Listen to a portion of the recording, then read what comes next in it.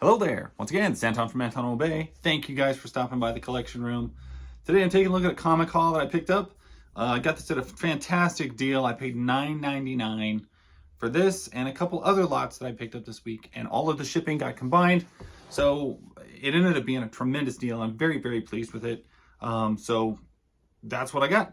First up, and this is all, these were complete series. This wasn't even like broken up stuff, so I really appreciate that.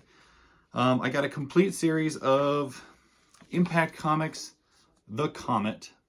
Not my favorite Impact title. In fact, everybody I see, whenever I mention Impact or anything like that, everybody brings up The Fly. You got to get The Fly complete series. It's really good reading. Haven't got it all there yet, but I've got quite a few issues of it yet. By far, my favorite Impact title would be The Jaguar, which I think ran for 13 issues. Comet ran a little bit longer. Believe it ran, according to this pile, 17 issues plus one annual, which came with the lot as well. So to pick up all 17 issues for $9.99, and then the guy combined the shipping quite well. I guess I got the art. Yeah, the image on issue 2 and 3 is remarkably similar. So much so that I actually thought I just held up the same comic twice. Not me. Okay, I do that a lot, but usually I know when I do it, so it's not that bad. Issue number 4. I realize they're not like a super high value comic book or anything like that, but this is from my era of comics that I enjoy. Exact year 1991. So yeah, anything from the 80s and 90s, typically, especially the early 90s, really falls into my wheelhouse of what I really enjoy to read. I enjoy the art. That's what I enjoy to collect the most.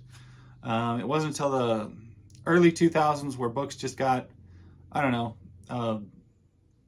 they got very much more expensive. They were produced differently. These are all newsprint.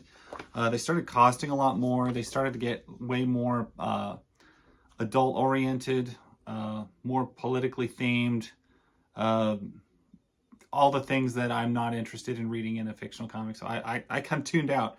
I still collect, of course, hence I have a channel where I collect so much of this stuff. But my favorite era is of this time period, issue 7. And the beauty part of that is the vast majority of it is pretty inexpensive and easy to collect.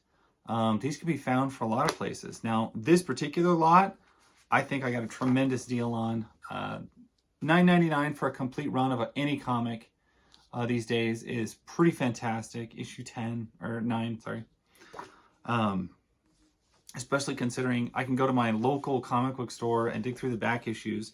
And even for a rough back issues like these, 90s stuff, they'll want $3 to $5 across the board.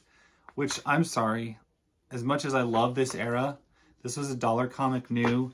These would have floated around in quarter bins, because they used to have quarter bins in the 90s, where, you know, you'd find this stuff 25 cents a piece, $4 all the time, everywhere. There's just so much of it, and that is so not the case anymore. You are lucky to find a dollar bin these days, and dollar bins, you know, if I'd have seen this in dollar bins, would I have snagged the whole series for $1 a piece? Maybe. I mean, I might have. I probably would have. Depends what else is in the dollar bin. But that's the problem. With the dollar bin, now I got to be real selective. When you're getting a title like this, for these were basically 50 cents an issue, or around it, really close to 50 cents an issue, it becomes a no-brainer. There's your annual. Did a video recently on annuals and why I think they're weird and why I'm glad. 91 seemed to be like the pinnacle of annuals, because this is also a 1991. This is 1992. But yeah, this time period, right around the early 90s, they were doing annuals, and I just don't really get it. Like, this annual probably makes more sense, because I won't have to probably jump around to as many different titles, but maybe I will, who knows. Issue number 13.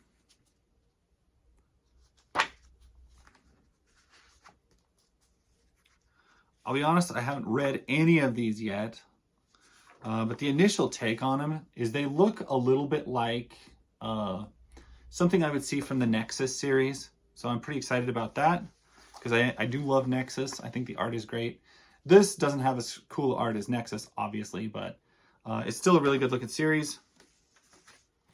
And like I said, the price alone, I mean, there's most time they just want $10 for one comic. Some of my back issues.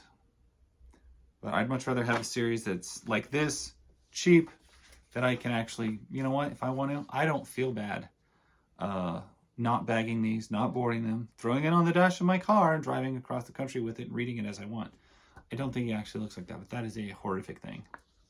If that's what he looks like the whole time, I will be surprised. And I'll be excited because I have not read the series yet and I want to know what he looks like. So there you go, $9.99, and I think the shipping split out to like $3 for this series, but I got a couple other lots from the same guy. Those videos will be coming up later this week or probably next. And I'm just really excited about them. I love cheap comics. That's my thing. Cheap comics that maybe not everybody has. And so that's these. And that is issue 1 through 17 of the covers of the Comet. Depending on interest, I might even flip through all these and see kind of what their interiors look like and do something like that. But if not, hey, that's cool. Thank you guys for watching. If you made it this far, I appreciate it. Anyway, I'll catch you guys later. That's my story. Bye.